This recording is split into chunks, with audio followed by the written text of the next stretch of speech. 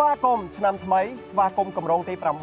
ស្វាគមន៍កម្រងអំអល់ក្លូរីជ្រៃធំចាប់បើកលក់ហើយកម្រងអំអល់ក្លូរីជ្រៃធំគឺជាកម្រងលំនៅឋានបែបហបត្យកម្មទំនើបទាន់សម័យដំបូងគេបង្អស់ដែលមាននៅក្នុងទឹកដីក្រុងសំពៅពួនខេត្តកណ្ដាលនិងតាមបណ្ដោយផ្លូវជាតិលេខ 21A កម្រងអំអល់ក្លូរីជ្រៃធំផ្ដល់ជូននៅជម្រើសប្រភេទម៉ូតផ្ទះថ្មីស្រឡាងនិងទំនើបទាន់សម័យពីរប្រភេទមានដូចជា L Villa និង M Villa នៅក្នុងការបើកលក់នេះលោកអ្នកនឹងទទួលបានការបញ្ចុះតម្លៃពិសេសជាងគេសម្រាប់10ផ្ទះដំបូងសម្រាប់ព័ត៌មានលម្អិតសូមធ្វើការទំនាក់ទំនងមកកាន់យើងខ្ញុំឥឡូវនេះរស់រាន់ឡើងមកមុនបានទីតាំងល្អមុននិងចំណេញច្រើនកម្រងអំអល់ក្លូរីជ្រៃធំនាំមកជូននៅបទពិសោធន៍រស់នៅថ្មីកាន់តែអស្ចារ្យជាងមុន